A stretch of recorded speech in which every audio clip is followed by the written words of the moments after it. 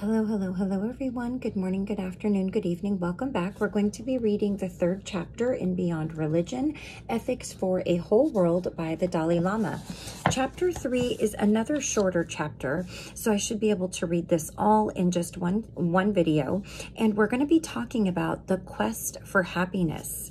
So let's go ahead and get started. A human being survives only with hope. And hope, by definition, implies the thought of something better. As I see it, our very survival depends on some idea of future happiness. But if we accept that human beings are fundamentally oriented toward the pursuit of happiness and the avoidance of suffering, it remains to be explored what is meant by happiness and where it might come from. Happiness is a rather general term, and so there's potential for misunderstanding. For example, it should be made clear that in this book's secular context, we are not talking about religious conceptions of ultimate happiness, but rather the simple joy or happiness we all understand in an ordinary or an everyday sense. As I noted earlier, for beings of our complexity, achieving happiness is not straightforward.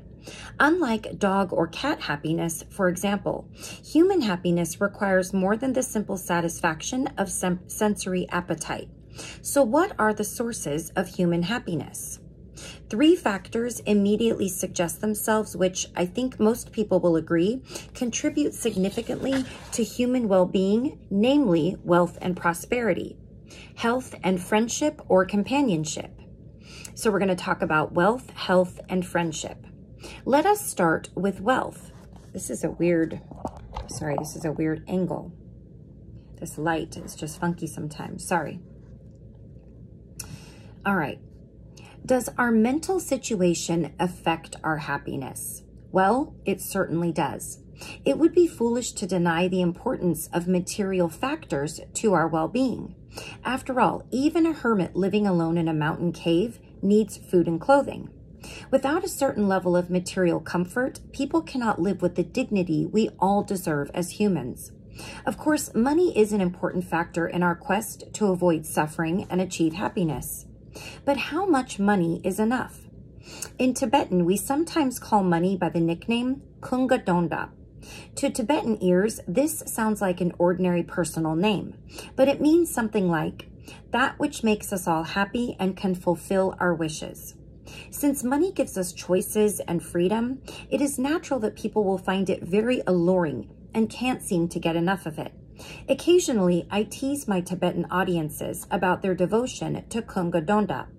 You see, as part of our traditional practice, we Tibetans generally recite a mantra associated with the Buddha of compassion, Om Mani Padma Hum. We do this frequently throughout the day, often under our breath, even when we are busy with other things. Om Mani Padma Hum, we say. Om Mani Padma Hum. But when people recite it quickly, it gets a bit mumbled. Om Mani Padma, Om Mani Padma, Mani Padma, Om Mani Mani Mani. At which point it starts to sound as if they are speaking English and saying money, money, money. But again, and joking aside, of course, wealth and prosperity brings benefits. As humans, we need decent shelter, a healthy environment, nutritious food, and clean water. These are our fundamental needs, and as such are prerequisites of human happiness. However, while the further benefits of wealth, a new house, a new car, a new telephone, perhaps, may provide some temporary increase in our level of comfort or daily convenience, there's no guarantee that they will bring any lasting satisfaction or contribute to an overall sense of well-being. In fact, acquiring ever more possessions often leads to greater anxiety, stress, and worry. And these factors can in turn feed anger and even resentment. Here we call that more money, more problems. Interestingly, evidence compiled by psychologists and social scientists in recent years suggests quite clearly that material acquisitions have only temporary effects on what they call mental flourishing. Such studies suggest that after the initial excitement of a new purchase has worn off, our level of happiness quickly returns to its previous level. In spoken Tibetan, we have an expression which captures this phenomenon quite well, and I do not know of an exact equivalent in other languages. When a person is particularly drawn to the thrill of new acquisitions, we call that person asar sapo, very asar, where sar means new. The implication is that such a person is not just greedy, but excitable and fickle, always running after the latest trend or the newest gadget. I think modern consumerist culture tends to encourage this kind of fickleness. Yes, it does. From conflict over resources in the natural world to conflict within families, material values are often a source of trouble. And material wealth is no guarantor of happiness. In fact, I have met quite a few very rich people, billionaires even, who confide that personally they are quite dissatisfied and unhappy with their lives. Wealth creates a kind of cocoon around people, which brings loneliness. So Kunga Dondap is an unreliable friend who also brings a lot of suffering. While material wealth can be a source of so much stress and unhappiness, mental wealth based on love and compassion cannot. It is obvious, therefore, which kind of wealth we should really seek. But you might say, wealth confers a kind of security and satisfaction that in fact quite lasting. Perhaps this is true, but how secure really can material wealth ever be? Periodic natural disasters remind us of how fragile the material security we feel actually is. I can't say the word material for some reason. Much more important than money, possessions, or status, therefore, is our inner or mental state of being. Members of a poor family will be happy will be happy if there is affection, kindness, and trust between them.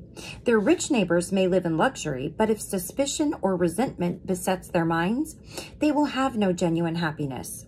This is a matter of common sense, so ultimately, the mental level is key.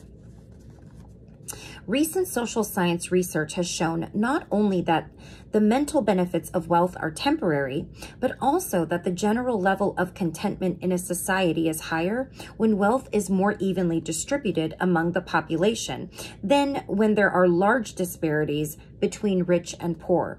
This again suggests that well-being cannot be measured in objective material terms, but it is dependent on a range of contextual factors which affect one's mental attitude toward a relationship to that wealth. And what about health? Is health a source of well-being? Once again, it certainly is.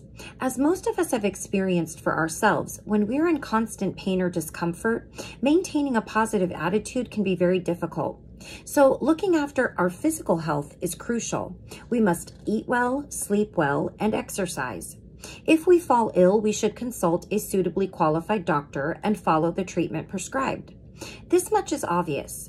If, however, we consider health to be an entirely physical matter and concern ourselves only with the state of our body while neglecting mental and emotional factors, then we are mistaken.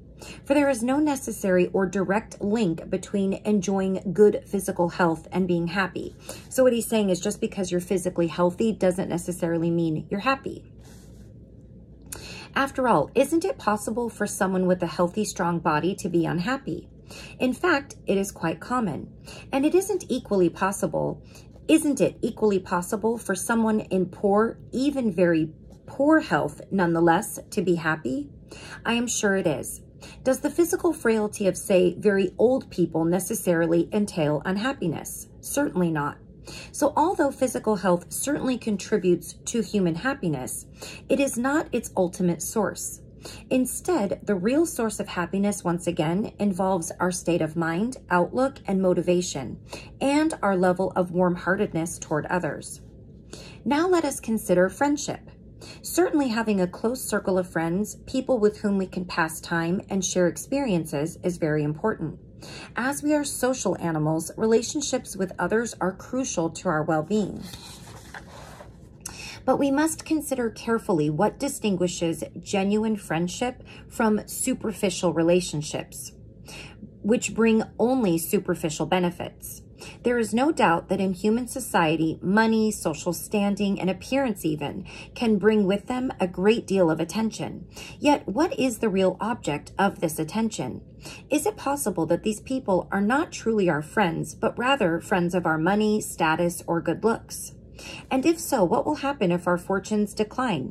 What if we lose our good looks or our money? Will these friends still be there when we need them, or will they just fade away? The danger is that such friends will quickly disappear. It is clearly the case that genuine friendship can only be based on trust and affection, which can only arise when there is a mutual sense of concern and respect. So feelings of trust and loving kindness, which counteract feelings of isolation or loneliness, do not come from the mere external presence of others or from the outer appearance of friendship, but from one's own attitude of concern and respect toward those others. Their ultimate source is within us.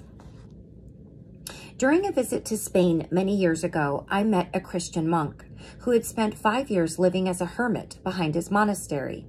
I asked him what he'd been doing all that time. He replied that he had been meditating on love.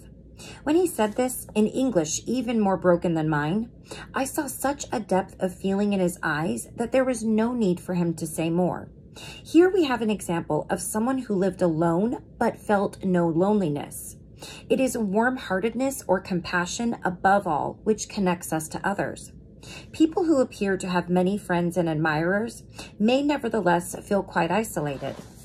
I would remind such people that the only antidote to such loneliness is their own inner attitude of affection, concern, and warm-heartedness toward their fellow human beings.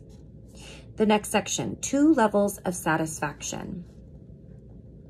These considerations reveal that when we speak about happiness, we are often mixing up 2 quite different and largely independent states, 2 levels of satisfaction. On the one hand, there are those pleasurable feelings which come with sensory level experience. Wealth, health, and friendship all contribute greatly to such feelings. On the other hand, there is a deeper level of satisfaction, deriving not from external stimuli, but from our own mental state. It is this second level of satisfaction coming from within us, which I refer to when I talk about genuine human happiness.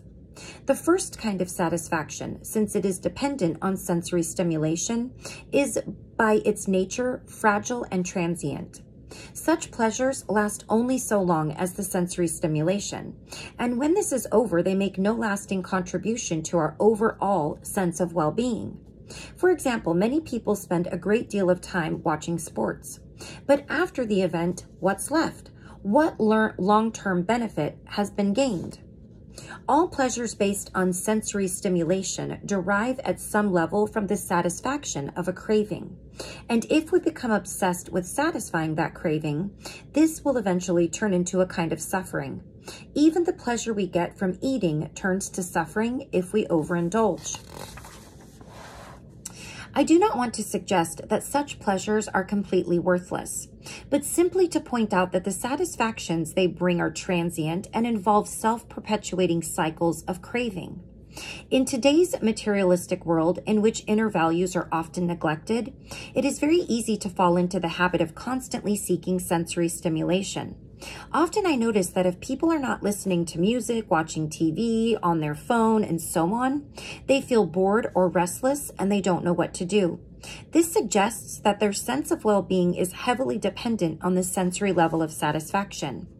What about the other inner level of satisfaction? Where does it come from and how can it be achieved? Well, first of all, genuine happiness requires peace of mind or a degree of mental composure. When this is present, hardship counts for little. With the strength and mental stability derived from inner peace, we can endure all kinds of adversity. I guess diversity too. The role of our minds in determining our happiness can be easily illustrated. Imagine 2 people diagnosed with the same terminal illness, say an advanced form of untreatable cancer. One of them responds to this news with anger and self-pity, obsessively focusing on the unfairness of the situation, while the other responds with calm acceptance. In both cases, the material condition in terms of physical health and suffering is the same, but the first person incurs additional psychological and emotional pain, while the person with the calm mind is better equipped to carry on with life and continue to experience the things that bring joy. Family, perhaps, or dedication to certain causes, even the simplest things like reading. The only difference between the two is in their state of mind. With inner resilience, it is possible, even in extremely aggravating circumstances, to maintain a degree of happiness. And yet, without this inner strength, no amount of sensual gratification can ever make us happy. But if peace of mind is our first defense against hardship and suffering, there are also other crucial factors which greatly contribute to our level of genuine happiness and joy. Recent scientific research suggests that chief among these are a sense of purpose which transcends narrow self-interest and a feeling of being connected with others or of belonging to a community. The root of both of these, I believe, is compassion or warm-heartedness, and it is to this that I now turn. That's the end of this chapter. And I want to say, in reading that last paragraph, I guess that's why I do this, because even though I'm not actually talking to you in real time, which I kind of did think about doing a live if anyone's interested, it's still a way of being a part of a community and giving in what way I think I best can at this time. Even if there's only a few people that enjoy what I do or pay any attention to it, there might have been a few people that weren't out there in the world before that had access to that kind of stuff or thought about that kind of stuff, and maybe now they do. You never know. I had a book that I read on here a while ago, and someone commented and said that they couldn't find the book anywhere and that they were not able to physically read. And when they found this in their search, they couldn't believe it. And it's just things like that that make a huge difference to me, because it just seems like I always kind of try to choose what resonates, not just with me, but also with you guys, and hope that what I'm reading will also reach somebody. I also had another gentleman that found my videos because I mentioned something about them on Facebook, and he went and he found me, and he was trying to learn more about the violet flame. And the funny thing is that I've been decreeing or saying the violet flame every day for years, and I recently had stopped for a few days, and I asked, I guess, myself or the universe, is this making a difference for me to keep doing this for myself, for my loved ones, for the world? I know in my heart that it does, even though disasters still happen and there's still things that happen in the world. Maybe I made it so that it was just a bit less horrible, or maybe it was 20 people lost their lives instead of 60. That's kind of how the angels explained it, is that you don't know how much worse something could have been, but your prayer, whether it's a prayer, whether it's doing the violet flame, whatever it is, certainly does help. So I thought about this for a few days, and all of a sudden I got a message from this gentleman that watched these videos and had been sitting on a phrase I put in the comments of something that I said every day. And he said he saved it a while ago and couldn't find it anymore and wanted to reach out to me to learn more about the violet flame. And that was my sign right there. That was my divine intervention, that what I do, even though I don't see the effects right in front of me, certainly does make a difference, because it's not just about what's right in front of me that matters. The whole world matters to me, and everybody on it, and every living thing, and the earth itself matters very much to me. We are all connected. We're all one. What hurts you hurts me. And people don't realize that when they say things like, well, why do we care? It's not hurting us. Or why do we care? It's not our problem. They're wrong. They're wrong. They're wrong. They're wrong. We are connected, and what affects one affects all, whether you realize it or not. We're all one being, split up into these little pieces of light that are just having this experience. So we essentially are all kind of going through the same thing, even though we're not aware of it. So I really enjoyed his last chapter.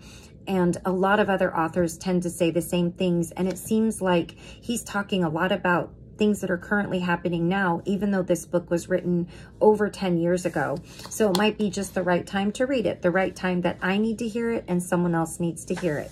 So in our next chapter, which is chapter 4, we're going to be talking about compassion, the foundation of well-being. So I'm really looking forward to that. I do think this is one of the longer chapters.